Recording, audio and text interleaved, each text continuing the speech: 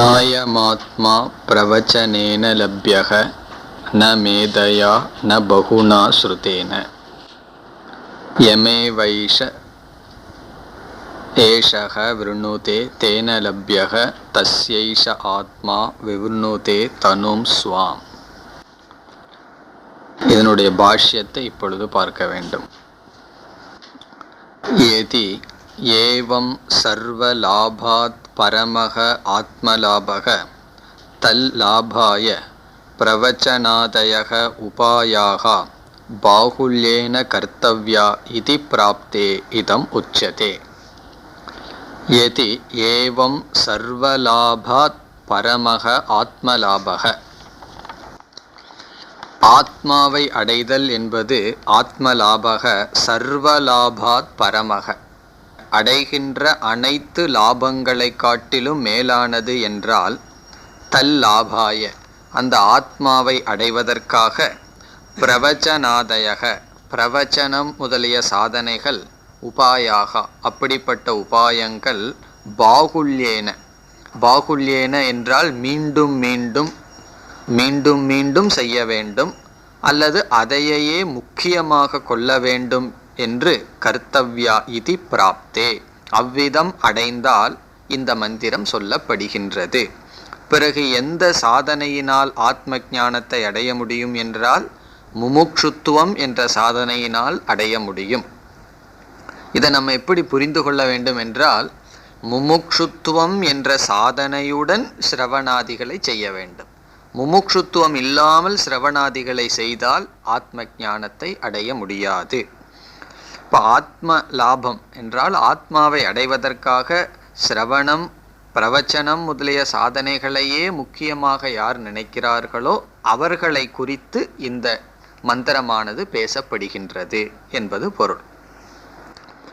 யக ஆத்மா வியாக்கியாதக, நாயமாத்மா யக அயமாத்மா, அந்த ஆத்மா என்பது விளக்கப்பட்டது, ஏற்கனவே ஆத்ம தத்துவம் விளக்கப்பட்டது. யக அயமாத்மா வியாக்கியாதக யஸ்ய லாபக பரபுருஷார்த்தக, எந்த ஆத்மாவை அடைவது யஸ்ய ஆத்மனக லாபக பரபுருஷார்த்தக, மேலான புருஷார்த்தம். இனி அப்படிப்பட்ட ஆத்மா எதனாலெல்லாம் அடைய முடியாது? ந அசௌ வேத சாஸ்திர அத்தியன பாகுல்யேன பிரவச்சனேன லப்யக. பிரவச்சனேன என்பதற்கு அர்த்தம் சொல்றார். வேத சாஸ்திர, வேத சாஸ்திரம் என்றால் வேத ரூபமான சாஸ்திரம், வேத ரூபமாக இருக்கின்ற சாஸ்திரத்தினுடைய அத்தியனம், அதை சேன் பண்றது, அந்த அத்தியன பாகுல்யேன என்றால் வேதங்களை ஓத கற்றுக்கொள்வதினால் மட்டும் ந லப்யக. இங்கு பிரவச்சனம் என்றால் வேதத்தை ஓதுதல், டிஸ்கோர்ஸ் பண்றதுங்கிறது நம்முடைய சாதாரண அர்த்தம். ஆனால் இந்த இடத்துல பிரவச்சனம் என்றால் வேதத்தை ஓதுதல், அத்தியனம் செய்தல், அதனால் ஆத்மாவை அடைய முடியாது. ததா ந மேதையா கிரந்தார்த்த தாரண சக்தியா, பிறகு மேதையினால் ஆத்மாவை அடைய முடியாது. மேதாவுக்கு அர்த்தம் சொல்றார். கிரந்த அர்த்த தாரண சக்தியா, கிரந்தத்தினுடைய கிரந்தத்தின் அர்த்தத்தை மனதில் கொள்ளுதல், அந்த கிரந்தத்தை மனப்பாடம் பண்றது, கிரந்தம்னா அந்த டெக்ஸ்ட், அதனுடைய அர்த்தத்தையும் மனதில் கொள்வது. தாரணம் என்றால் மனதில் பதிய வைப்பது. அப்படிப்பட்ட சக்தியினாலும் ஆத்மாவை அடைய முடியாது. பிறகு ந பகுனா ஸ்ருதேன, அதற்கு வர்றார். ந பகுனா ஸ்ருதேன நாபி பூயசா ஸ்ரவணேன இத்யர்த்தக. பகுனா ஸ்ருதேன, இந்த ஆத்மாவை மீண்டும் மீண்டும் கேட்பதனால், உபனிஷத்தை மீண்டும் மீண்டும் கேட்பதனாலேயே இந்த ஆத்மாவை அடைய முடியாது. இதை நம்ம சென்ற வகுப்புல பார்த்தோம். இதெல்லாம் எப்படி புரிந்து கொள்ள வேண்டும் என்றால், நிந்தையில தாத்பரியம் கிடையாது. இந்த நிந்தை ஏதோ ஒன்று ஸ்துதி செய்வதற்கு, அது முமுட்சுத்துவத்தை ஸ்துதி செய்வதற்காக. இனி அடுத்த வரியில கேட்கிறார், கேன தர்ஹி லப்யக இத்யுச்சதே.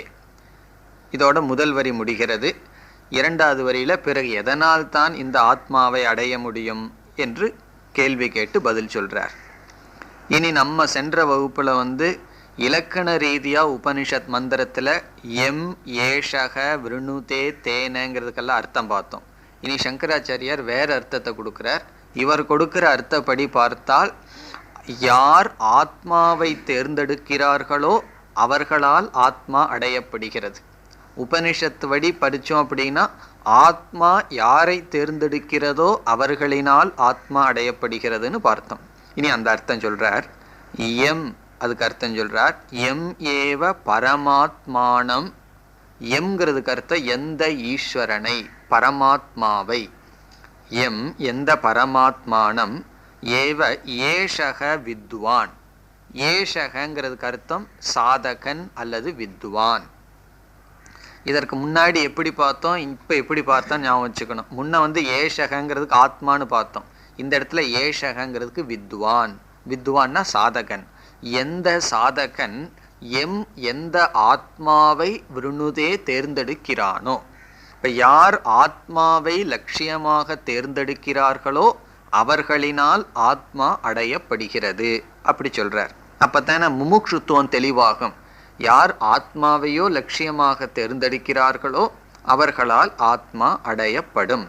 இப்போ எம் ஏவ பரமாத்மானம் ஏவ ஏஷக வித்வான் விருணுதே பிராப்தும் இச்சதி. விருணுதேன்னு சொன்னால் பிராப்தும் இச்சதி, அடைய விரும்புகிறானோ. இனி தேனங்கிறதுக்கு அர்த்தம் சொல்றார். வரனேன. தேன வரனேனன்னு சொன்னால் அந்த வரத்தினால், அந்த ஆசையினால் அல்லது அந்த சாதகனினால், இதை தேர்ந்தெடுக்கின்ற அவனாலே ஏஷக பரமாத்மா லப்யக, இந்த பரமாத்மாவானது அடையப்படும். ந அந்நேன சாதனாந்தரேன, வேறு சாதனைகளினால் கிடையாது. இப்போ இங்கே முமுட்சுத்துவமானது கூறப்பட்டுள்ளது. யார் ஆத்மாவை தேர்ந்தெடுக்கிறார்களோ அவர்களால் இந்த ஆத்மா அடையப்படுகிறது. இப்போ இந்த இடத்துல சங்கரருடைய விளக்கப்படி ஏஷகங்கிற சொல்லுக்கு வித்வான் சாதகன் அர்த்தம். எம் அப்படிங்கிறது ஆத்மா பரமாத்மானம். தேன என்பது சாதகன் அல்லது வரம், அந்த தேர்ந்தெடுத்தல். எந்த சாதகன் ஆத்மாவை தேர்ந்தெடுக்கிறானோ அந்த சாதகனால் ஆத்மா அடையப்படுகிறது. இனி கடைசி பகுதிக்கு வர்றார். நித்திய லப்த ஸ்வபாவத்வாத். இந்த ஆத்மா ஏற்கனவே அடையப்பட்டதுனால நம்ம அது நம்ம லட்சியமா தேர்ந்து தான் எடுக்கணுமே தவிர அதை போய் புதுசாக அடையிறதுங்கிறது ஒன்றும் கிடையாது. அது ஏற்கனவே அடையப்பட்டது. இனி கடைசியில் சொல்றார். கீதிருஷக அசௌ விதுஷக ஆத்மலாபக இத்தியுச்சதே. ஆத்மலாபம் ஆத்மலாபம்னு சொல்லிட்டு வர்றமே, அதனுடைய அர்த்தம் என்ன அப்படின்னு கேட்குறார் அவரே. ஆத்மலாபம்னு சொன்னால் ஆத்மாவை அடையிறது.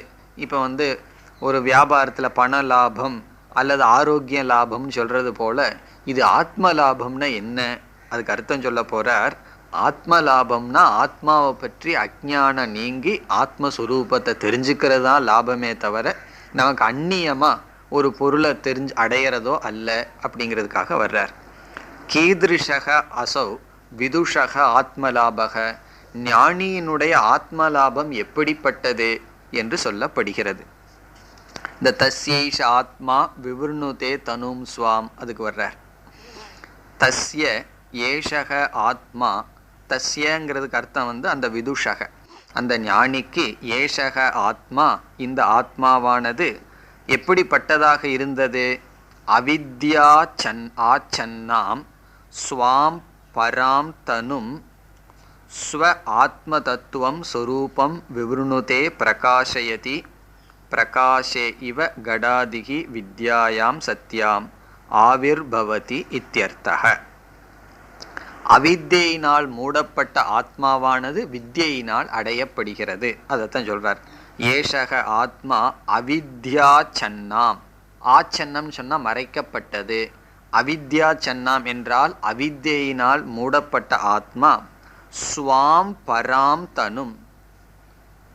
ஸ்வாம் என்றால் தன்னுடைய, பராம் என்றால் மேலான, தனு என்றால் சொரூபம், ஸ்வாத்ம தத்துவம். தனுங்கிறதுக்கு அர்த்தம் சொல்றார் தன்னுடைய ஸ்வாத்ம தத்துவம். ஸ்வரூபம் விவருணுதே. விவருணுதேங்கிறதுக்கு அர்த்தம் சொல்றார் பிரகாஷயதி. எப்படின்னு சொன்னா பிரகாஷே இவ கடாதிகி வித்யாயாம். ஒரு பிரகாசம் இருந்தா எப்படி பானையானது அறிவினால் நன்கு தெரிகின்றதோ அதுபோல ஆவிர்பவதி வெளிப்படுகின்றது இந்த ஆத்மா. அதனால என்ன முடிவுரை, என்ன முடிக்கின்றார்? இந்த மந்திரத்தினுடைய சாரபூதம் என்னன்னு சொல்லி முடிக்கின்றார். தஸ்மாத் அந்நிய தியாகேன ஆத்மலாப பிரார்த்தனா ஏவ ஆத்மலாப சாதனம் இத்தியர்த்தக. இதுதான் இந்த மந்திரத்தினுடைய சாரம். ஆகவே தஸ்மாத் அந்நிய தியாகேன, வாழ்க்கையில் வேறு எந்த பொருளையும் லட்சியமாக கொள்ளாமல், எந்த பொருளை வேணாலும் தேர்ந்தெடுக்கலாம் சாதனையாக, லட்சியமாக கொள்ளாமல் அந்நிய தியாகேன, இங்க முக்கியம் அந்நிய தியாகம், மற்ற எதையும் லட்சியமாக கொள்ளாமல் ஆத்ம லாப பிரார்த்தனா ஏவ, பிரார்த்தனான நாடுதல், இந்த ஆத்மாவையே அடைய வேண்டும் என்ற நாட்டம் முமுட்சுத்துவம் தான் ஆத்ம லாப சாதனம். அந்த ஆத்மாவை அடைவதற்கு சாதனம். இப்போ ஆத்மாவை அடைவதற்கு என்ன சாதனம்னா, மற்ற லட்சியங்களை தியாகம் செய்து ஆத்மாவையே லட்சியமாக யார் நாடுகிறார்களோ அவர்களால் ஆத்மா அடையப்படும். முழு மந்திரத்தினுடைய சாரம் முமுட்சுத்துவம். முமுட்சுத்துவத்துடன் மற்ற சாதனைகளை செய்தால் ஆத்மா அடையப்படும். இனி அடுத்த மந்திரத்திலும் வேறு சில சாதனைகள் சொல்லப்படுகின்றது. 4வது மந்திரம். நாயமாத்மா பலஹீனேன லப்யஹ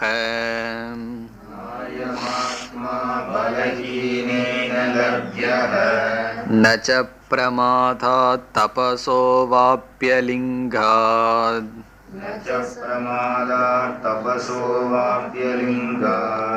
ஏதைருபாயைர் யததே யஸ்து வித்வான்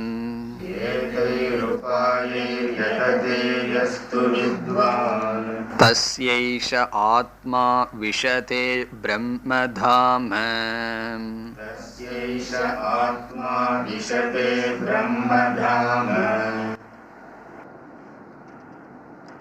எங்கும் ஆத்மா எதனால் அடையப்பட முடியாது, என்னென்ன சாதனைகள் தேவை என்று சொல்லப்படுகின்றது. பிரசித்தமான மந்திரம் இதுவும். நாயமாத்மா பலஹீனேன லப்யக. அயமாத்மா, இந்த ஆத்மா, பலஹீனேன பலம் இல்லாதவனால், பலஹீனம்ங்கிற தெரிஞ்ச வார்த்தை தான், அவன் ரொம்ப பலஹீனமா இருக்கான்னு சொல்றோமே, அப்படி பலஹீனனால் ந லப்யக அடையப்பட முடியாது. அது என்ன பலம் இல்லாதவன்னு சொல்லி சங்கரர் சொல்ல போறார். பலம் இல்லாதவனால் இந்த ஆத்மா அடைய முடியாது. இந்த இடத்துல சரீர பலத்தை பத்தி பேசவில்லை, மனதில் இருக்கிற ஒரு விதமான பலம் பேசப்படுகின்றது.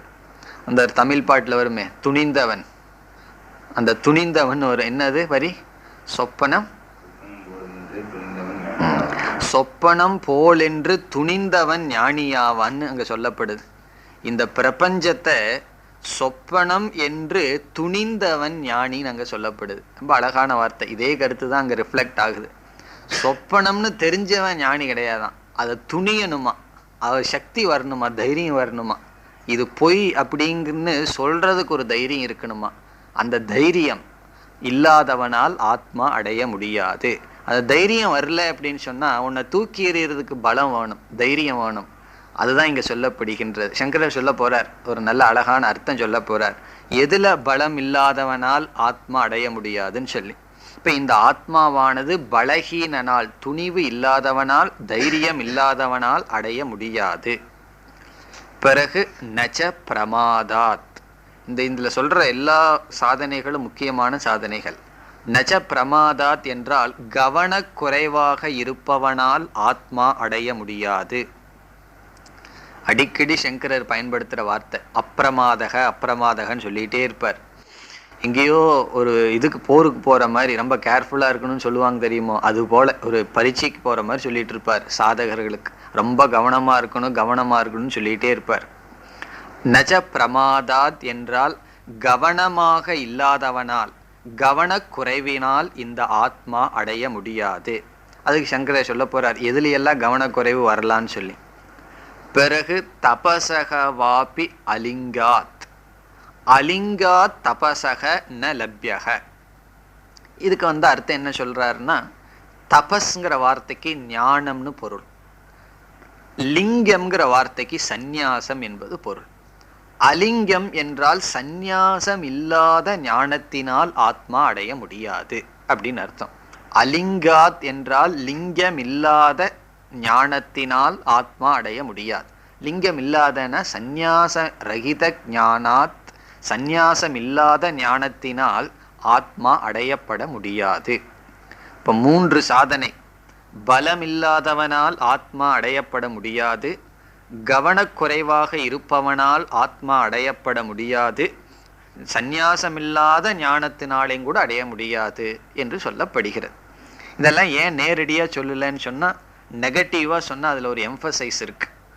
உதாரணமாக நீ புஸ்தகத்தை கொண்டு வா அப்படின்னு சொல்கிறதுக்கும் நீ புஸ்தகத்தை கொண்டு வராமல் இருந்துராத அப்படின்னு சொல்கிறதுக்கும் அர்த்தம் இருக்குது. அப்போது எம்ஃபசைஸ்ன்னு சொன்னால் முக்கியத்துவம், எதிர்மறையாக சொன்னால் அதில் ஒரு முக்கியத்துவம் இருக்கின்றது. நாளைக்கு வீட்டுக்கு வரும்போது புஸ்தகத்தோட வான்னு சொல்கிறதுக்கும் நீ புஸ்தகத்தோட வராமல் இருக்காத அப்படின்னு சொல்கிறதுக்கும் வித்தியாசம் இருக்குது. அதே போல் உபனிஷத் நேர்மறையாக சொன்னால் அதில் முக்கியத்துவம் இருக்காதுன்னு சொல்லி, ஏன்னா அந்த உபனிஷத்தை அண்டர்லைன் எல்லாம் பண்ண முடியாதே, நம்ம என்ன முக்கியம்னா இன்ட்டு எல்லாம் போட்டு வச்சுக்குவோம். உபனிஷத் இதெல்லாம் தான் மெத்தட்.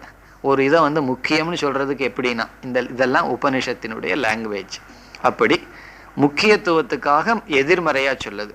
பிறகு 3 சாதனை. பலம் இல்லாதவனால், கவனக்குறைவாக இருப்பவனால், பிறகு சந்நியாசம் இல்லாத ஞானத்தினால் இந்த ஆத்மா அடைய முடியாது. சந்நியாசத்துடன் கூடிய ஞானத்தினால், கவனமாக இருப்பவனால், பலத்துடன் இருப்பவனால் அடைய முடியும். இப்போ இந்த இடத்துல பலம்ங்கிறது நமக்கு ஒரு பிரச்சனையும் கிடையாது, கவனம் இன்மைங்கிறதுல பிரச்சனை வராது. இந்த அலிங்கா தபசகங்கிறதுல நமக்கு ஒரு கான்ட்ரடிக்ஷன் தோன்றலாம். சந்நியாசம் இல்லாத ஞானத்தினால அடைய முடியாதுன்னு சொன்னால், அப்போ கிரகஸ்தருடைய ஆசிரமத்தில் இருக்கிறவங்களுடைய நிலை என்ன அப்படிங்கிற கேள்வி வரலாம். பொதுவாக விளக்காசிரியர்கள் சரி, சங்கரன் சரி, ஆனந்தகிரியும் சரி, சந்நியாசம்னு சொன்னால் சந்நியாச ஆசிரமத்தை தான் சொல்லுவாங்க. அவங்க காம்ப்ரமைஸ் எல்லாம் பண்ண மாட்டார்கள் பொதுவாக. ஆனால் இந்த இடத்துல ஆனந்தகிரி ரொம்ப தெளிவாக வர்றார். இந்த ஒரு இடம் தான் நமக்கு ஒரு ஹோல்டு, எல்லா ஆசிரமத்தில் இருக்கிறவங்களையும் நம்ம சமமாக பார்க்கறதுக்கு. இந்த இடத்துல சந்நியாசத்தை 2ஆக பிரிக்கிறார். ஆந்தரம் பாஹ்யம்னு சொல்லி பிரிக்கிறார். ஆந்தர சந்நியாசம், பாஹ்ய சந்நியாசம் சொல்லி பிரித்து, ஆந்தர சந்நியாசம்ங்கிறது ஞானம், பாஹ்ய சந்நியாசம்ங்கிறது லிங்கம். லிங்கம்னா சந்நியாச ஆசிரமம், அந்த ஆசிரமத்துக்கு போகிறது. இதில் என்ன சொல்கிறார், அந்த வெறும் பாஹ்ய சந்நியாசம் மோட்சத்தை கொடுக்காது, லிங்கம் ந தர்ம காரணம்னு சொல்கிறார். இந்த சந்நியாசமே மோட்சத்தை கொடுக்கும்னா அதிவியாப்தி அவ்வியாப்தி எல்லாம் வந்துடும். சந்நியாசத்தை எடுத்தவங்க, சாஸ்திரம் படித்தவங்க மோட்சத்தை அடைஞ்சிருக்கணும். ஆனால் நம்ம அப்படி அடைஞ்சதாக ரொம்ப அனுபவத்தில் அப்படி பார்க்குறோம். சந்நியாசம் எடுத்தவங்க ரொம்ப பேர் மோட்சத்தை அடைஞ்சதை நம்ம பார்க்கறது இல்லைன்னு என்ன, அவர்களுக்குள்ளேயும் சம்சாரியான பிஹேவியரை பார்க்குறோம். அதே சமயத்தில் சந்நியாசம் எடுக்காத சிலர் இல்லறத்தில் இருந்துட்டோ அல்லது பிரம்மச்சாரியாக இருந்துட்டோ அவர்களிடம் சம்சாரம் இல்லாத சில பிஹேவியரையும் நம்ம பார்க்குறோம். ஆகவே என்ன நமக்கு முடிவு வர்றோன்னு சொன்னால், வெறும் சந்நியாச ஆசிரம ஸ்வீகரணம் மோட்சத்தை கொடுக்காது அப்படின்னு இந்த இடத்துல ஆனந்தகிரி சொல்கிறார். பொதுவாக இப்படி சொல்ல மாட்டார்கள். இந்த இடத்துல அவர் சொல்லி கடைசியில் இந்த இடத்துல சந்நியாசம்னா என்னன்னா ஆந்தர சந்நியாசம் ந பாஹ்ய சந்நியாசம் சொல்லி நிரூபிக்கின்றார். அப்போ சந்நியாசம் இல்லாத ஞானத்தினால அடைய முடியாதுன்னு சொன்னால், அவன் எந்த ஆசிரமத்தில் ஒருவன் இருந்தாலும் அந்த தியாக புத்தி, அந்த வாழ்க்கை முறை அப்படி இருக்க வேண்டும் என்பதுதான் கருத்தே தவிர, இந்த இடத்துல சந்நியாசம்ங்கிறது சதுர்த்த ஆசிரமத்தை சொல்லவில்லை, சதுர்த்த ஆசிரமத்தில் இருக்கின்ற சாதனையை சொல்கின்றது.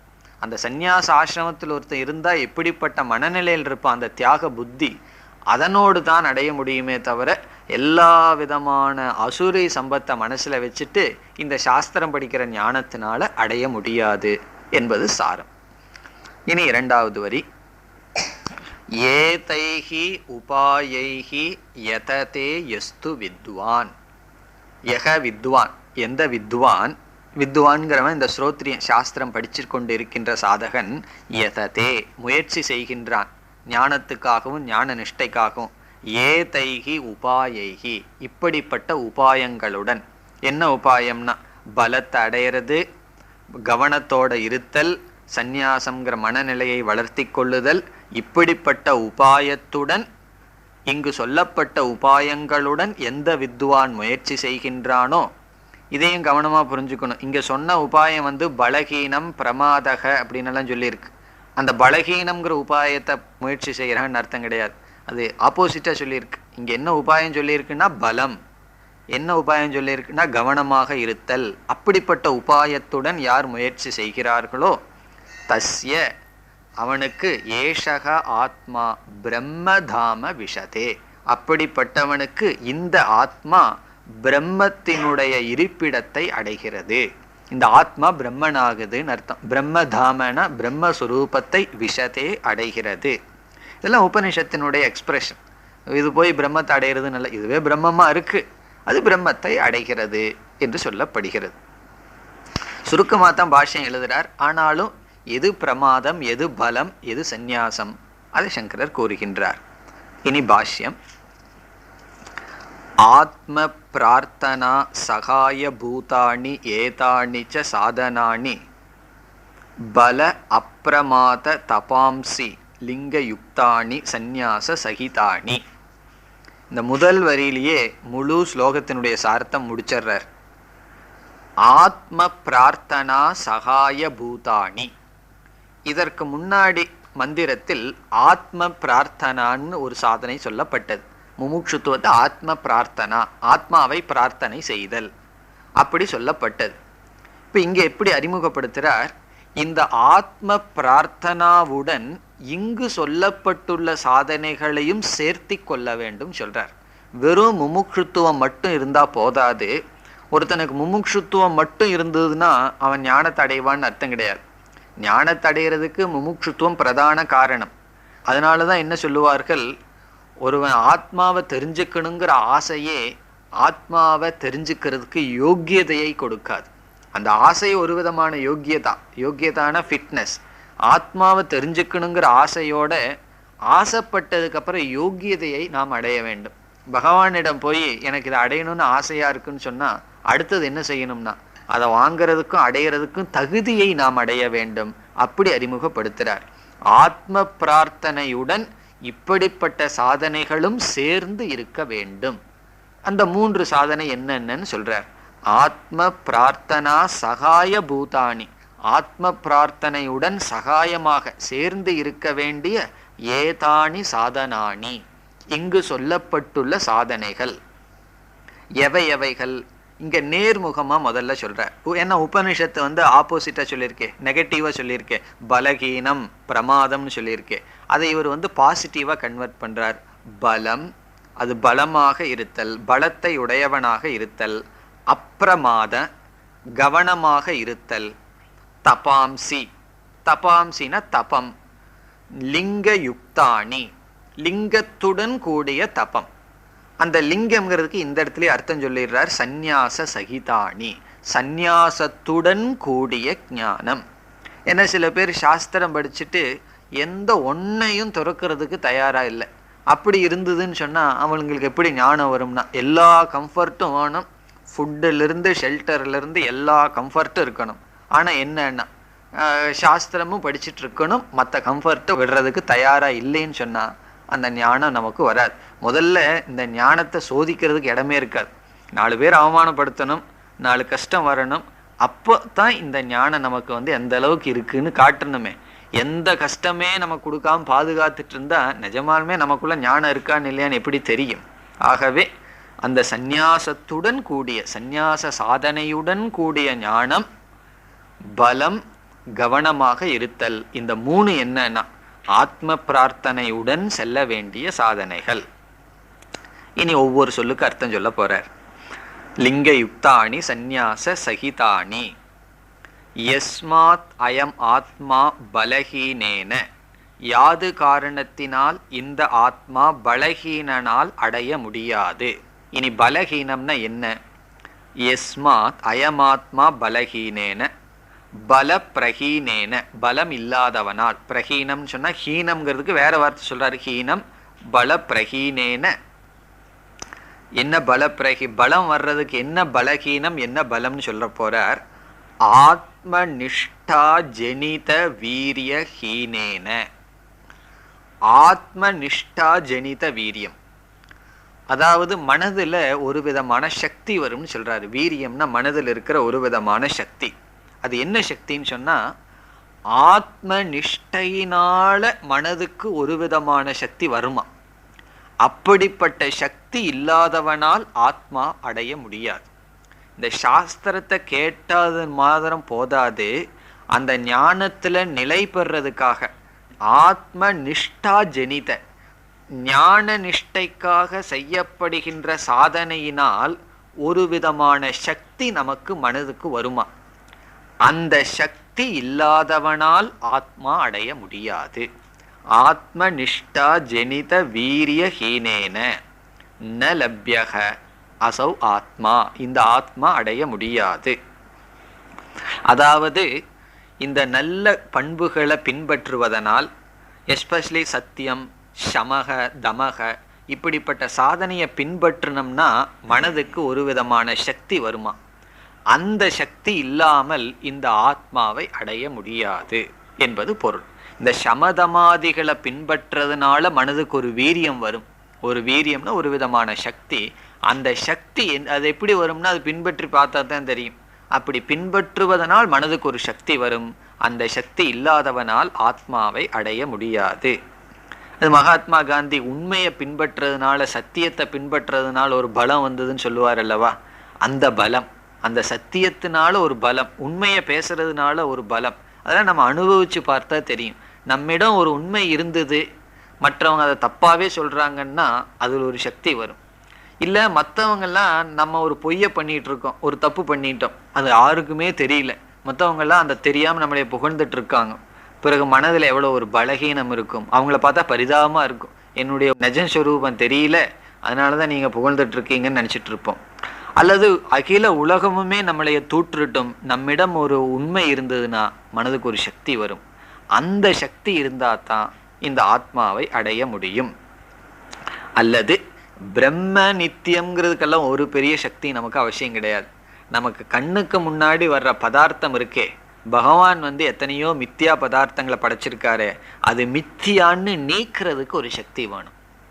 அந்த ஒரு சக்தி தர்மப்படி அல்லது சாஸ்திர சொன்ன சாதனைகளை செஞ்சாதான் மனசுக்கு இந்த மித்தியாத்துவ நிச்சயம் வரும். ஒன்றை நீக்கணும்னு சொன்னால் அதுக்கு எவ்வளவோ சக்தி வேணும். அதான் ஆன்மீக வாழ்க்கையில் யாரோ ஒருத்தர் சொன்னார், வர வர சுகம் இல்லானுக்கு விட விட சுகம் துறவிக்குன்னு சொன்னாராம்.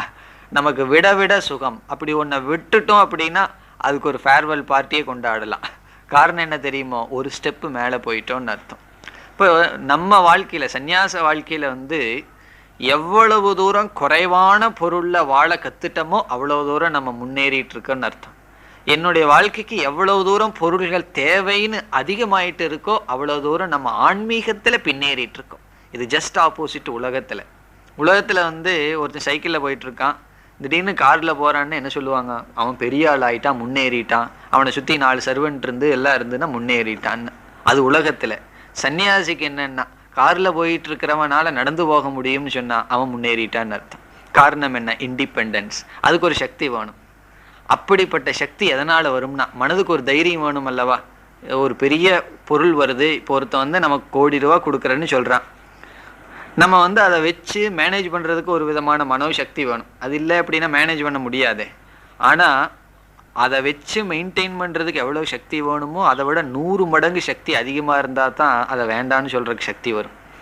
அப்படி ஒரு பொருளை வேண்டான்னு சொல்கிறதுக்கும், அல்லது வேறொரு உதாரணம் சிம்பிளாக புரியணுங்கிறதுக்கு சொல்லணும்னா, ஒருவன் நம்ம தாக்குறான், அடிக்க வர்றான், அவனை திருப்பி அடிக்கணும்னு சொன்னால் நமக்கு அட்லீஸ்ட் அவனோட கொஞ்சமாவது சக்தி வேணும். இல்லை அப்படின்னா திருப்பி அடிக்க முடியாது. ஆனால் அவனை விட நமக்கு 100 மடங்கு சக்தி இருந்ததுன்னா தான் அவனை மன்னிக்க முடியும். இப்போ ஒரு 5 வயசு குழந்தை நம்மளை அடிக்குதுன்னு வச்சுக்கோமே, நமக்கு அந்த குழந்தைய விட எவ்வளவோ சக்தி இருக்குது. திருப்பி ஒரு அடி வச்சோம்னா அந்த குழந்தை செத்துடும். அப்போது நம்ம என்ன பண்ணுவோம், மன்னிச்சு விட்டுருவோம், சின்ன குழந்தை தானேன்னு விடுவோம். காரணம் என்னென்னா, அந்த குழந்தைய விட நமக்கு 100 மடங்கு சக்தி இருக்குது, அதனால தான் மன்னிக்க முடியுது. ஆனால் நமக்கு ஈக்குவலாக யார் இருக்கானோ அவன் என்ன பண்ணுவான், முயற்சி பண்ணி பார்ப்போம். அவனை விட பலகீனமாக இருந்ததுன்னா பயந்துட்டு போவோம். அப்போது ஒரு தவறை கண்டிக்கிறதுக்கோ திருப்பி பழி வாங்கிறதுக்கோ நமக்கு 1 மடங்கு தான் சக்தி வேணும். அவனை மன்னிக்கணும்னா 100 மடங்கு சக்தி வேணும். அதுதான் சக்தின்னு சொல்கிறது, அந்த மனோசக்தி, அந்த ஒரு விதமான மெச்சூரிட்டி. அவனுக்கும் நமக்கும் ஒரு பெரிய கேப்பை நம்ம மனசுல பார்க்கணும். இதெல்லாம் எப்படி வரும்னு சொன்னா இங்க சொல்றார், ஆத்ம நிஷ்டா ஜெனித வீரியம். இந்த ஆத்ம ஞானத்தில் பிரம்ம தத்துவத்தை அகம் பிரம்மங்கிற ஒரு ஞானத்துல நிஷ்டை அடைவதுன்ற சாதனையினால் மனதில் ஒரு சக்தி உருவாகும். அந்த சக்தி இல்லைன்னு சொன்னா இந்த ஆத்மாவை அடைய முடியாது. இந்த வார்த்தையை நம்ம நல்லா புரிஞ்சிட்டோம்னா, ஒரு விதத்துல வேதாந்தம் படிக்க வர்றவங்க தன்னை ஏமாத்திக்கிறது என்னன்னு சொன்னா, இது வெறும் புரிஞ்சுக்கிறது மட்டும்தானே, வேதாந்தம்ங்கிற சித்த வஸ்து தானே, ஒன்றும் செய்ய வேண்டிய அவசியம் இல்லை, இந்த ஞான கர்ம சமுச்சயத்தை எல்லாம் நம்ம கண்டனம் பண்ணி நம்ம என்ன நினைச்சிருவோம், நம்மளுடைய பிரமாதம் எங்க வருதுன்னு சொல்ல வர்றேன். நம்மளுடைய கவனக்குறைவு எங்க போகும்னா, நம்ம ஒரு சாதனையும் செய்ய வேண்டிய அவசியம் இல்லை, இதுதான் சித்த வஸ்துவாச்சே, ஆத்மாவாச்சே, புரிஞ்சுக்கிறது மட்டும்தானே. அடிக்கடி வேற சங்கரர் அதையும் சொல்லுவார், ஞான மாத்திரம், அவித்யா நீக்கிறது தான் முக்கியமான இடம். இந்த ஞான நிஷ்டா ஜெனித வீரியன, மனதுக்கு அப்படி ஒரு சக்தி தேவை. நம்ம கண்டிப்பா மாற்றம் தேவை. எங்க மனசுக்கு மாற்றம் தேவை, ஆத்மாவுக்கு மாற்றம் தேவை கிடையாது, அடைய வேண்டியது இல்லை. ஆனா அந்த மோட்சத்தை அனுபவிக்கிற மனசுல ஒரு மாற்றம் தேவை. மனசு மாறணும். அந்த மனசு வெறும் இன்ஃபர்மேஷன்ல மாறாது, அது தபஸ்னால தான் மனசை மாற்ற முடியும். அப்படி ஆத்மனிஷ்டா ஜெனித வீரிய ஹீனேன, அப்படிப்பட்ட பலம் இல்லாதவனால் இந்த ஆத்மா அடைய முடியாது. ந லப்யக. இனி அடுத்த சாதனைக்கு வர்றார். நச்ச பிரமாதாத். எங்கெல்லாம் கவனம் இல்லாம நம்ம போயிடலாம் அது சொல்றார். நாபி லௌகிக புத்திர பஷ்வாதி விஷய சங்க நிமித்தாத் பிரமாதாத். பிரமாதத்துக்கு லட்சணம் கொடுக்கிறார். பர்த்ரகரி ஒரு ஸ்லோகம் சொல்றார், அது ஒரு பெரிய ஸ்லோகம். அதுல யாராருக்கு எங்கெங்க பிட்ஃபால் பலகீனம் இருக்கு விழுகிறான்னு சொல்றார். அரசன் தப்பான மந்திரியை பேச்ச கேட்டான்னா அவனுக்கு அதுதான் லாஸ் அப்படின்னு ஒரு பெரிய லிஸ்டே கொடுத்துட்டு இருக்கார். விவசாயிக்கு எதுல அவனுக்கு லாஸ்ன்னு சொல்லி ஒரு பெரிய உலகத்தை அப்சர்வ் பண்ணி சொல்லிட்டே வர்றார். யாராருக்கு எங்கெங்க பலகீனம்னு சொல்லிட்டு வர்றார். அப்படி சொல்லிட்டு வரும்போது யதி சங்காத் அப்படின்னு சொல்றார். யதிக்கு சந்நியாசிக்கு எந்த இடத்துல பலகீனம்னா பிட்ஃபால்னா சங்கக அட்டாச்மெண்ட், பற்று. யதி சங்காத்னு சொல்றார். அந்த சங்கம் தான் அட்டாச்மெண்ட், பற்று தான். எஸ்பெஷலி மற்ற பீயிங்ஸோட எல்லா ரிலேஷன்ஷிப்பையும் திறந்து அதுக்கப்புறம் டிவோட்டீஸ்கிட்டயோ மற்றவங்ககிட்டயோ சங்கம் வச்சா என்ன ஆகும்னா, அப்படி ஏதோ ஒரு ரிலேஷன்ஷிப் சங்கத்தினால தான் எதிக்கு வீழ்ச்சி வருகின்றது. அந்த முழு ஸ்லோகத்துல யாராருக்கு எதுல வீழ்ச்சின்னு சொல்றார். அதுல சந்நியாசிக்கு என்ன வீழ்ச்சினா சங்கக. அதைத்தான் இங்க சொல்லப்படுகிறது. அது யாரிடத்தில்? லௌகிக உலக விஷயமான புத்திர பஷ்வாதி விஷய. புத்திரன் பசுன்னு பொதுவா சொல்லிடுறார். இந்த இடத்துல சங்கம்ங்கிறதான் கருத்து. சங்கத்துல கவனமா இருக்கணும். ரிலேஷன்ஷிப்பை நம்ம டெவலப் பண்ணவே கூடாது. ரிலேஷன்ஷிப்பு விவகாரத்துக்கு இருக்கணுமே தவிர அது ஒரு பந்தமாக மாறக்கூடாது. அதுதான் சந்நியாசம்னா என்ன, ரிலேஷன்ஷிப்பை திறக்கிறது. திறந்துட்டு மறுபடியும் ஒரு ரிலேஷன்ஷிப்பு ஃப்ரெண்ட்ஷிப் எல்லாம் உருவாக்க கூடாது. பிறகு ரிலேஷன்ஷிப் தேவை, ரிலேஷன்ஷிப் இல்லாமல் வாழ முடியாது. அந்த ரிலேஷன்ஷிப் எதுக்குன்னா விவகாரத்துக்கு ரிலேஷன்ஷிப் வச்சுக்கிறோம், சம்பந்தம் வச்சுக்கிறோம், அதில் கவனமாக இருத்தல். அதை தான் இங்கே சொல்கிறார். லௌகிக புத்திர பஷ்வாதி விஷய சங்க நிமித்தாத். இங்கே நம்ம அண்டர்லைன் பண்ணுற வார்த்தை சங்கம்.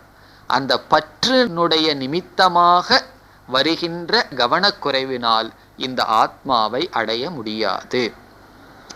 இனி தபஸ்க்கு வர்றார். ததா தபசக வாபி அலிங்காத் லிங்க ரகிதாத். லிங்கமில்லாத தவத்தினால் ஆத்மா அடைய முடியாது. அலிங்காத்ன்னு சொன்னா லிங்கம் இல்லாத தபஸ். இனி அடுத்த வார்த்தையில் சொல்றார் லிங்கம்னா என்ன, தபஸ்னா என்னன்னு சொல்றார். தபக அத்திர ஞானம். அத்திரனா இந்த மந்திரத்துல இந்த இடத்துல தபகங்கிற சொல்லுக்கு அர்த்தம் ஞானம். ஞானம் என்றால் தபஸ். லிங்கம் சந்நியாசக. லிங்கம்ங்கிறதுக்கு அர்த்தம் சந்நியாசம். சந்நியாச ரஹிதாத் ஞானாத் ந லப்யதே இத்யர்த்தக. சந்நியாசம் இல்லாத ஞானத்தினால் இந்த ஆத்மா அடைய முடியாது. இப்ப ஞானமும் சந்நியாசமும் சேர்ந்து போக வேண்டும். இதுக்கு தான் நம்ம அர்த்தம் பார்த்தோம். சந்நியாசம்னு சொன்னா ஆந்தர சந்நியாசம், மனதுக்குள் இருக்கின்ற தியாகம். அது சாமிஜி அடிக்கடி சொல்லுவார்.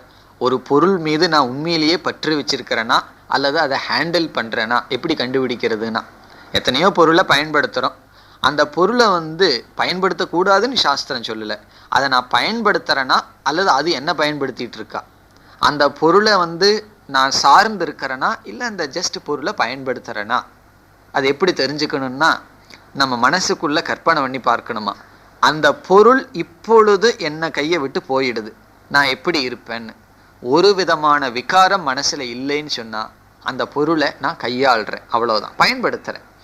இல்லை அந்த பொருளினுடைய லாஸ் என்னுடைய மனதில் ஏதாவது ஒரு விகாரத்தை உருவாக்குச்சுன்னு சொன்னால் அந்த பொருள் மீது எனக்கு பற்று இருக்குன்னு அர்த்தம். அப்படி எதை வேணாலும் கையாளலாம். ஆனால் நம்ம நினச்சி பார்க்கணும். நம்ம பொதுவாக என்ன நினச்சி பார்த்துக்கும் தெரியுமோ, நம்ம புஸ்தகமெல்லாம் எரிஞ்சு போகிற மாதிரி, நம்ம நோட்ஸ் எல்லாம் எரிஞ்சு போகிற மாதிரி நினச்சிக்கணும். அது இல்லாமல் நான் இருக்கிறேன்னா இல்லை அப்படின்னு சொன்னால் ஒத்துக்கலாம், இன்னும் கொஞ்ச நாள் எனக்கு நோட்ஸினுடைய புஸ்தகத்தினுடைய உதவி தேவை, நமக்கு அதுதானே கடைசியில் பற்றாக இருக்கும்.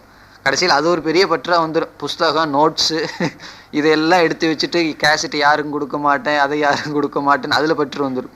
வேதாந்த ஸ்டூடெண்ட்ஸுகளுக்குள்ளே அது ஒரு அவன் கேசட் ரெக்கார்டு பண்ணுறான், யார் கேட்டாலும் கொடுக்க மாட்டேங்கிறான்னு சொல்லி அதில் வந்துடும். இதெல்லாம் என்னென்னா இது நமக்கு வர்ற கடைசியில் இருக்கிற பற்று. யோசித்து பார்க்கணும். இப்போ நம்ம ரூமெல்லாம் தீ எரிஞ்சிடுதுன்னு வச்சா என்ன ஆகும். நான் யோசித்து பார்த்துக்குவேன். என்ன ரொம்ப சாமிஜியோட நோட்ஸ் எழுதி வச்சு ஒரு முறை எங்கேயோ பஸ்ஸில் எடுத்துகிட்டு போகும்போது அந்த பெட்டியை காணாமல் போச்சு. திடீர்னு ஒரு பயம் வந்துடுது, அடடே எழுதி வச்ச நோட்ஸ் எல்லாம் போயிடுதேன்னு சொல்லி. அதுக்கப்புறம் அந்த பெட்டி இருந்தது. அப்போ தான் நமக்கு இதில் இப்போ பயம் இதில் இருக்குது, நோட்ஸில் பயம் இருக்குது அப்படின்னு சொல்லி புரிஞ்சுது. அப்படி எதுலையெல்லாம் நமக்கு பற்று இருக்குது அப்படின்னு நமக்குள்ளேயே சொல்லிக்குவோம், வெளியே சொல்ல வேண்டாம், அதை நம்ம தெரிஞ்சு வச்சுக்குவோம். அப்போ அந்த பொருள் இருந்தாலும் சரி இல்லாட்டியும் சரி நமக்கு ஒன்றும் விகாரம் இல்லைன்னு சொன்னால் அது பந்தப்படுத்தவில்லை. இப்போ சந்நியாசம்னா ஆந்தரம், மனசுக்குள் இருக்கிற சந்நியாசம். அப்படிப்பட்ட சந்நியாசத்துடன் கூடிய ஞானத்தினால் தான் இந்த ஆத்மா அடையப்படும். நீ கடைசி வரைக்கும் வர்றார். ஏதைஹி உபாயைஹி, இப்படிப்பட்ட உபாயங்கள், அதை நேரடியாக சொல்கிறார். பல அப்பிரமாத சந்நியாச ஞானைஹி, பலமான மனதை உடைய அப்பிரமாத கவனமாக இருந்து சந்நியாசத்துடன் கூடிய ஞானத்தினால் யததே முயற்சி செய்கின்றானோ, தத் பரக சன் பிரயததே. தத் பரகங்கிறது முன்ன மந்திரத்தை சொல்றார். அந்த ஆத்மாவையே பரமாக கொண்டு லட்சியமாக கொண்டு எவன் முயற்சி செய்கின்றானோ, யக வித்வான் விவேகி ஆத்மவித்து தஸ்ய விதுஷக. வித்வான் அர்த்தம் சொல்றார். விவேகி ஆத்மவித்து, ஆத்மாவை அறிகின்ற இந்த விவேகி, விதுஷக அப்படிப்பட்டவனுக்கு ஏஷக ஆத்மா விஷதே சம்பிரவிஷதி பிரம்மதாம, பிரம்மத்தினுடைய சொரூபத்தை இந்த ஆத்மா அடைகின்றது. அதனுடைய அர்த்தம் என்ன? நான்கிற சொல்லுக்கு அவன் பிரம்மன் என்று புரிந்து கொள்வான். இப்போ இதுவரைக்கும் சாதனைகள் தான் வந்தது, சென்ற மந்திரமும் இந்த மந்திரமும். இனி அடுத்த மந்திரத்தில் பலம் வருகின்றது, பிரயோஜனம் வருகின்றது. ஐந்தாவது மந்திரம். சம்பிராப்யேனம் ரிஷயோ ஞான திருப்தாக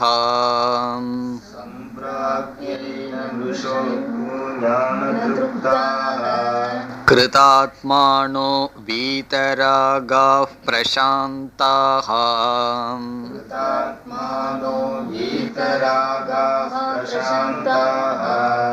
தே சர்வகம் சர்வதः பிராப்ய தீராः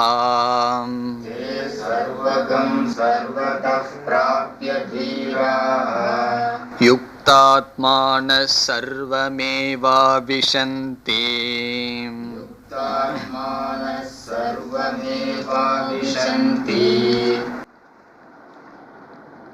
இது ஒரு முக்கியமான மந்திரம், ஞாபகம் வச்சுக்க வேண்டிய மந்திரம். ஏன்னா இதில் எல்லாம் அழகா ஞானத்தினுடைய லட்சணம் சொல்லப்படுகின்றது.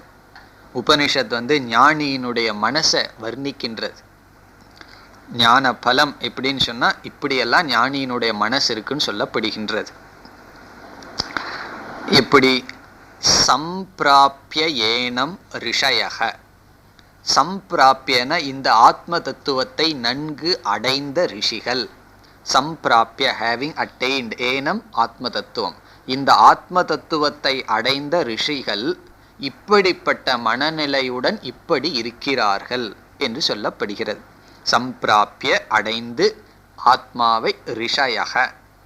எப்படின்னா ஞான திருப்தாகா முதல் சொல். அவர்கள் ஞானத்தினால் திருப்தியை அடைந்தவர்களாக இருக்கிறார்கள்.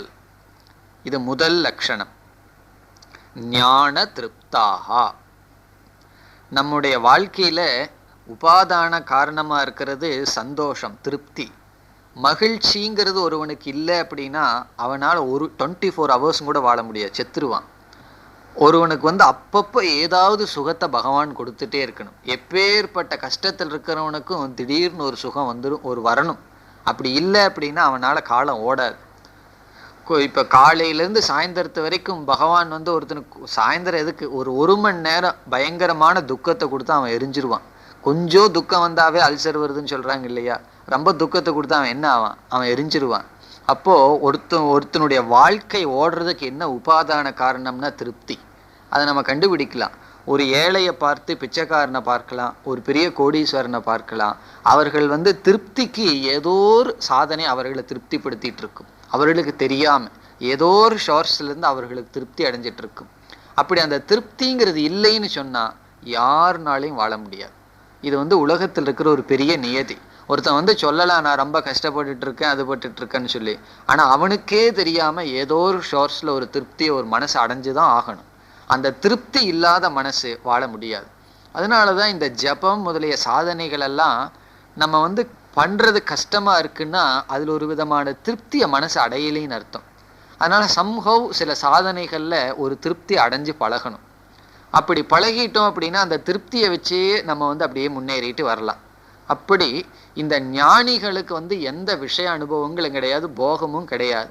பிறகு எந்த உபாதானத்தை வச்சுட்டு அவங்க வண்டி ஓடுதுன்னா, காலை ஓடுதுன்னா ஞான திருப்தாகா. அந்த ஞானத்திலேயே ஒரு விதமான திருப்தி இருக்கு. உள்ளதுக்குள்ளேயே இந்த உலகத்தில் அனுபவிக்கிற ஹாப்பினஸ்லேயே சட்லஸ்ட். இப்போ ஒரு பெயிண்ட்டை பார்த்து அதில் ஒரு சுகத்தை அடையணும், அல்லது ஒரு கவிதையை பார்த்து சுகத்தை அடையணும்னா அது கொஞ்சம் புத்தி கூர்மை வேணும். அதுவும் சாப்பிட்டு தூங்குறவனை போய் ஒரு பெயிண்ட்டையும் கவிதையும் கொடுத்தா அவனுக்கு அதில் அந்த புத்தி இல்லை. இப்போ எருமை ஹிமாலயாவை பார்த்து அந்த அழகை ரசிக்குமா என்ன? ஏன்னா அதுக்கு அந்த அளவுக்கு புத்தி கூர்மை கிடையாது. அப்படி ஞானத்தினால மனசு திருப்தி அடையணும். அப்போன்னா இந்த ஆத்ம தத்துவம், இந்த அத்வைதத்தை தெரிஞ்சிட்டு அதனால ஒரு திருப்தி, அப்படிப்பட்ட திருப்தியான மனதுடன் வாழ்ந்து வருகிறார்கள். அவர்களுடைய வாழ்க்கை இருக்கிறது. அதுவும் இல்லாமல் இனி ஒரு ஸ்டாண்டர்ட் என்னன்னா, நம்மளுடைய லெவல் எந்த இடத்துல இருக்கு, நம்ம எந்த அளவுக்கு லைஃப்பில் முன்னேறி இருக்கோம்னு சொன்னால் அதுக்கு ஒரு அளவுகோல். எந்த பொருள்கள்லேருந்து நமக்கு திருப்தி வருது அதை வச்சு கண்டுபிடிச்சிடலாம். எந்தெந்த பொருள்கள் என்னை சந்தோஷப்படுத்துதுங்கிறதுலேருந்து என்னுடைய லெவல் எனக்கு தெரிஞ்சிடும். இந்த ட்ரெஸ் என்னை சந்தோஷப்படுத்துதா, விதவிதமான ட்ரெஸ் என்னை சந்தோஷப்படுத்துதுன்னா நான் அந்த லெவலில் இருக்கேன். விதவிதமான பதார்த்தங்கள், சாப்பிட்ற பதார்த்தம் என்னை திருப்திப்படுத்துதுன்னா நான் அந்த லெவலில் இருக்கேன்னு அர்த்தம். விதவிதமான மக்களினுடைய புகழ்ச்சி என்னை திருப்திப்படுத்துதுன்னு சொன்னால் நான் அந்த லெவலில் இருக்கேன்னு அர்த்தம். அப்படி எந்த ஷோர்ஸ்லேருந்து எனக்கு சுகம் வருது அதுதான் அந்த லெவலில் நான் இருக்கேன்னு அர்த்தம். அப்படி என்னுடைய திருப்தி ஞானத்திலிருந்து வந்ததுன்னா அதனுடைய அர்த்தம் நான் ஞான நிஷ்டையுடன் இருக்கின்றேன் அர்த்தம். அப்படி ஞான திருப்தாகா. அவர்களுடைய சோர்ஸ் ஆஃப் ஹாப்பினஸ் எந்த வெளி உலகத்திலிருந்து கிடையாது, ஞானத்தினால் திருப்தியை அடைந்தவர்கள். இனி கிருதாத்மானாக. கிருதாத்மானகன்னு சொன்னா செய்ய வேண்டியதை செய்து முடித்தவர்கள். கிருதாத்மானக. What is to be done is done. செய்ய வேண்டியதை செய்து முடித்தவர்கள். இதை எப்படி புரிந்து கொள்ள வேண்டும்னா, நம்முடைய மனசை நம்ம பார்க்கும் பொழுது இனியும் செய்ய வேண்டியது ஏதாவது இருக்கா அப்படின்னு ஒரு கேள்வி வரும் பொழுது ஒன்று இல்லை அப்படின்னு பதில் வரணும். இதெல்லாம் வெளியே சொல்ல முடியாது, நமக்குள்ளேயே பார்த்து சொல்லி புரிஞ்சுக்க வேண்டிய இடங்கள். நம்ம மனசை பார்க்கும் பொழுது இனியும் செய்ய வேண்டியது ஒன்றும் கிடையாது. பிறகு ஏன் செஞ்சிட்டு இருக்கேன்னா அது பிராரப்தத்தினால காலம் ஓடிட்டு இருக்குன்னு புரிந்து கொள்ள வேண்டும். அப்போது இதை செஞ்சு ஆகணும், இதை செய்யறதுனால எனக்கு ஒரு திருப்தி, இதை செய்யாததுனால ஒரு அதிருப்திங்கிறது கிடையாது. அப்படிப்பட்ட மனநிலை என்னைக்கு வருதோ அன்னைக்கு நம்முடைய மனம் ஜீவன் முக்தியை அதுதான் ஜீவன் முக்தின்னு அர்த்தம். அப்போ கிருதாத்மானகன்னு சொன்னா என்னுடைய திருப்தியின் பொருட்டு நான் எதையும் செய்யக்கூடாது, அல்லது ஒரு நிபந்தனை இருக்கக்கூடாது. இது நடந்ததுன்னா எனக்கு திருப்தி, இந்த இடத்துல இருந்து இவன் போனா எனக்கு திருப்தி, புதுசா ஒரு ஆள் வந்தா எனக்கு திருப்தி, இந்த சூழ்நிலை மாறுனா, அல்லது உடம்புலயே ஒரு நோயின்னு வச்சுக்கோமே, இது மாறுனா தான் எனக்கு திருப்தி. இப்படி எந்த ஒரு நிபந்தனையும் இல்லாமல் இருக்கிறதா கிருதாத்மானக. No condition in our life. அதான் இங்க வந்து கிருதாத்மானக. என் மனசுல வந்து எந்த ஒரு கண்டிஷனும் போட மாட்டேன். எதுக்கு? என்னுடைய திருப்திக்கு. என்னுடைய திருப்திக்கு வந்து எந்த நிபந்தனையும் நான் கொடுக்கல அப்படின்னா அந்த மனநிலை கிருதாத்மானக. இதெல்லாம் நம்மளையே டெஸ்ட் பண்றதுக்கு, இந்த நிலைக்காகத்தான் நாம் முயற்சி செய்கின்றோம்ங்கிறதுக்காக. இனி அடுத்தது வீதராகாஹா. இது தெளிவான சொல். மனதில் எந்த விதமான ஆசைகளும் கிடையாது. வீதராகாஹா. வீதன விகதக ராகக யஸ்மாத் சக. எவனிடமிருந்து எல்லா ஆசைகளும் சென்று விட்டனவோ. ஆசைன்னு சொன்னா அபூர்ணத்துவத்திலிருந்து உருவாகின்ற ஆசை. தன்னை திருப்திப்படுத்திக்கிறதுக்கான எந்த ஆசைகளும் கிடையாது. இனி இப்படிப்பட்டவனுடைய மனசு எப்படி இருக்குமா? பிரசாந்தாகா. சாந்தமான அமைதியான மனதை அடைந்தவர்களாக இருக்கிறார்கள். பிரசாந்தாகன மன அமைதி. அந்த ஒரு ஆழ்ந்த மனதில் ஒரு அமைதியை உடையவர்களாக இருக்கிறார்கள். அதுக்கு ஒருவர் ஒரு உதாரணம் சொன்னார்.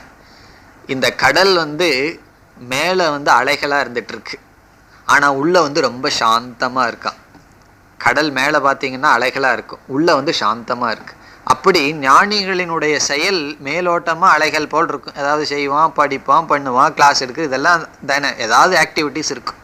ஆனால் உள்ள எப்படி இருக்குன்னா அமைதியாக இருக்கும்.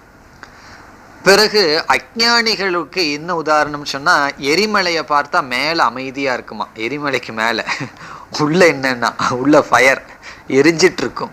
அப்படி இந்த உலகத்தை நினைச்சு ராகத்வேஷங்கள் எல்லாம் உள்ள எரிஞ்சிட்டு இருக்கும், மேலே அப்படியே அமைதியாக இருப்பார்கள். அப்படி மேலே அமைதியாக இருக்கிற எரிமலை உள்ள எரிஞ்சிட்டு இருக்கு, மேலே வந்து அசாந்தியாக இருக்கிற சமுத்திரத்துக்குள்ள, ஆழ்ந்த சமுத்திரத்துக்குள்ளே போனால் அமைதியாக இருக்கு. அப்போ நம்ம என்ன அடையணும்னு சொன்னால், இந்த சமுத்திரத்து போல மேலே நமக்கு என்ன ஆக்டிவிட்டிஸ் இருந்துக்கலாம், என்னமோ இருந்துட்டு போட்டு அதில் அமைதி அடைய முடியாது. ஏன்னா சாந்தின்னு சொன்னால் சில பேர் வந்து உடலில் ஆக்டிவிட்டிஸ் இருக்கக்கூடாது, பேசுறதுக்கு ஆக்டிவிட்டிஸ் இருக்கக்கூடாது, யாரும் வரக்கூடாது அப்படி நினைப்பார்கள். அது கொஞ்சம் வெளியே நம்ம பிராரப்தம் போல இருந்துட்டு போகட்டும். ஆனால் அடைய வேண்டியது என்னன்னா, சமுத்திரத்தினுடைய ஆழ்ந்த கடல் போல மனதுக்குள்ள அமைதி இருக்கு. மனதுக்குள்ள அமைதி இருந்தால் வெளியே அலைகள் வந்து நம்மை ஒன்றும் செய்யாது. அப்படி பிரசாந்தாகா. இனி இரண்டாவது வரி, தே இப்படிப்பட்டவர்கள் சர்வகம் சர்வத பிராப்ய. சர்வகம்ங்கிறது பிரம்மத்தை குறிக்கின்றது. எல்லா இடத்திலும் இருக்கின்ற பிரம்மத்தை சர்வதக எல்லா விதத்திலும் அடைந்து. அடைந்துன்னு சொன்னா அடைந்தவர்களா, முழுமையாக பிரம்மத்தை அடைந்தவர்கள்.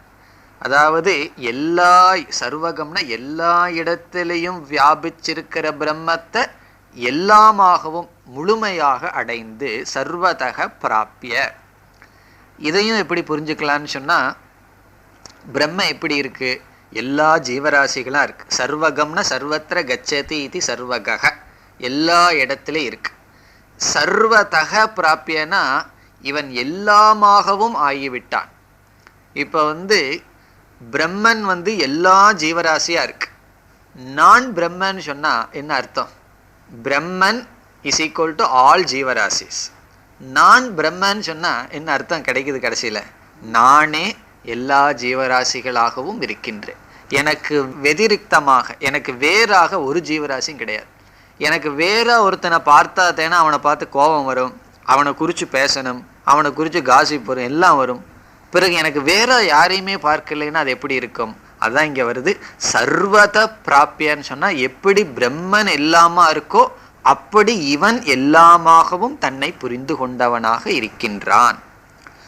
இதெல்லாம் யார்கிட்டையும் போய் சொல்ல முடியாத ஞானம், நம்மளாக நமக்குள்ள புரிந்து கொள்ள வேண்டிய ஞானம். பிராப்ய தீராகா. இதெல்லாம் யாரு இதை அடைவானா? தீரர்கள். அடிக்கடி உபநிஷத்தில் தீரன்கிற வார்த்தை வருமே, அப்படிப்பட்ட தீரர்கள் அடைந்து பிறகு இந்த ஞானத்தில் எப்படி இருக்கிறாங்களாம்? யுக்தாத்மானக.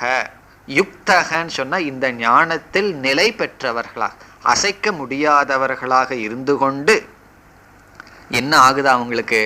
சர்வம் ஏவ ஆவிசந்தி. ரொம்ப தெளிவா இந்த இடத்துல உபனிஷத் பேசுகிறது. அவர்களே அனைத்தும் ஆகிறார்கள். சர்வம் ஏவன அனைத்துமாக ஆவிசந்தி ஆகி விடுகிறார்கள். He becomes everything. அவர்களே அனைத்தும் ஆகிறார்கள். இதை ரெண்டு விதத்துல சொல்லலாம். ஜீவன் முக்தனா இருக்கும் போதே பார்க்கிறதெல்லாம் தானாக பார்க்கின்றான். எதையெல்லாம் பார்க்கிறானோ அதையெல்லாம் தன்னுடைய சுரூபமாக தானாக பார்க்கின்றான். அல்லது இறந்ததற்கு பிறகு அந்த பிரம்மனாக இவன் ஆகி விடுகின்றான். விதேக முக்தியில எல்லாம் ஆகிறான். ஜீவன் முக்தியா இருக்கும்போது இந்த சரீரத்தோட நான்கிற எண்ணம் வச்சுக்கல, அனைத்துமாக அவன் ஆகி விடுகின்றான். சர்வம் ஏவ ஆவிசந்தினா எல்லாத்துக்குள்ளேயும் இவன் நுழைஞ்சிட்றானா. முன்ன நான்கிற சொல்லி இந்த சரீரத்துக்குள்ள மட்டும்தான் நுழைஞ்சிருக்கு. அதனால இந்த ஒரு சரீரம் தான் நான்.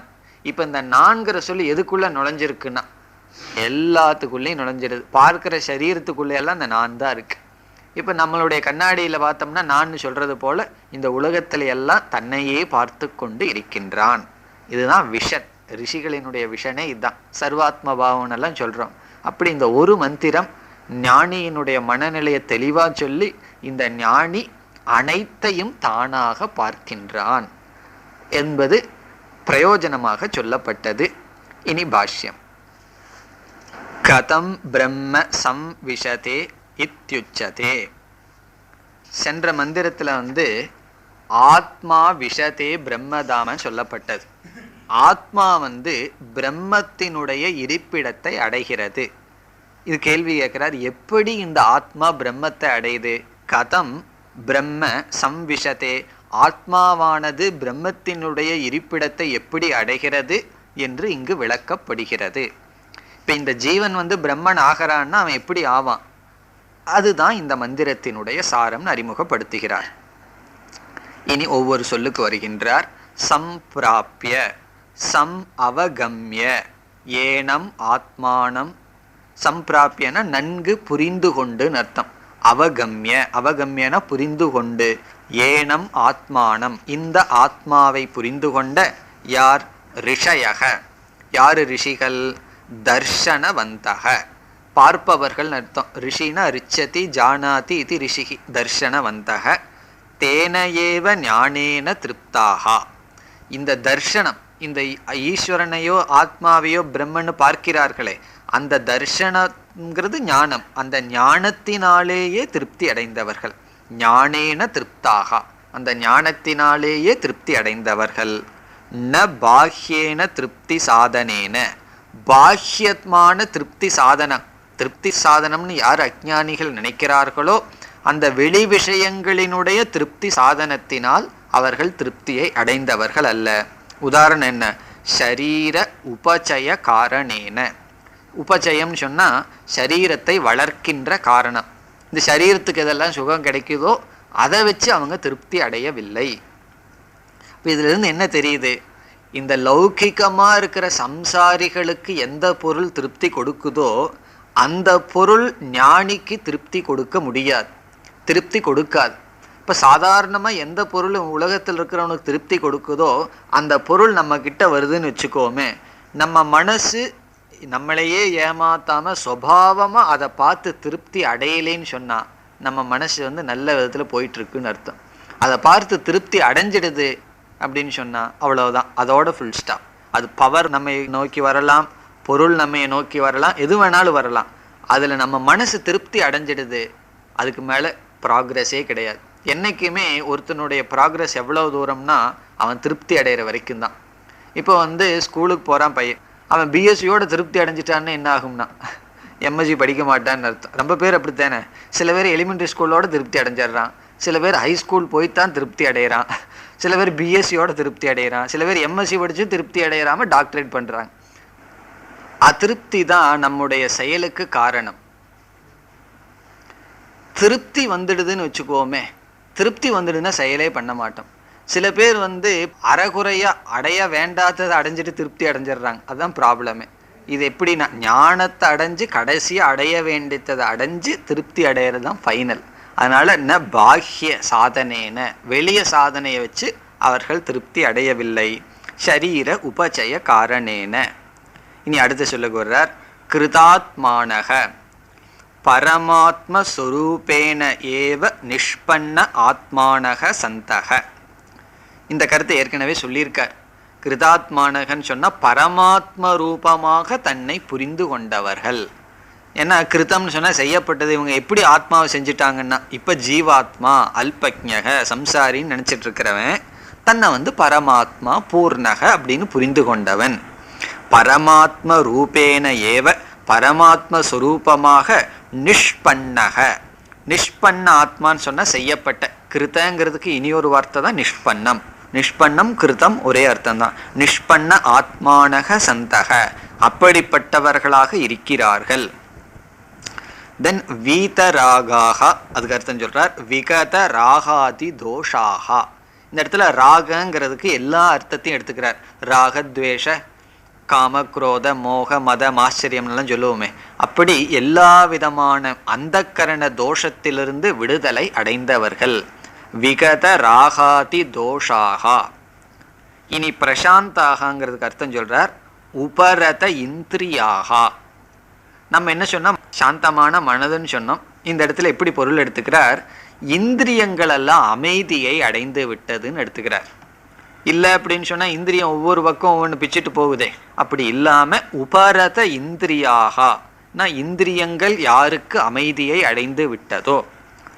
இந்திரியத்தை ரெண்டு விதத்துக்கு பயன்படுத்துகிறோம் நம்ம. ஒன்று விவகாரத்துக்கு பயன்படுத்துவோம், ஒன்று இன்பத்துக்கு பயன்படுத்துவோம்.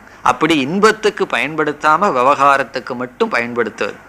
என் கிளாஸுக்கு வர்ற ஒரு ஸ்டூடெண்ட் சொன்னார், நம்ம நடந்து போகிறோன்னு சொன்னால் நம்ம பார்வை 10 அடி இருந்தால் போதுமே, ஏன் கண்ணு 10 அடிக்கு மேலே போகுதுன்னு. அந்த 10 அடிக்குள்ளே இருந்ததுன்னா தமக. அல்லது இந்த காரில் ஒன்று போகும்போது பிரைட்னு ஒன்று இருக்கும், ரொம்ப தூரத்துக்கு லைட் போடலாம், பிறகு ரொம்ப ஷார்ட்டாக போடலாம். அதுக்கு ஒரு டெக்னிக்கல் டைம் என்ன சொல்லுவாங்க, டிம். டிம்முன்னு சொல்லுவாங்க. டிம்மு பிரைட்டுன்னு சொல்கிறது. பிரைட்டாக இருந்தோம்னா மற்றவங்களை கண்ணை கோசும், டிம்னா நமக்கு அளவாக அது காட்டும்.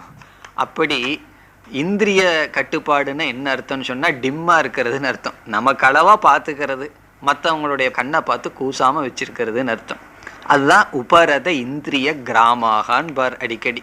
இந்திரியத்தை கட்டுப்படுத்தியவர்கள்.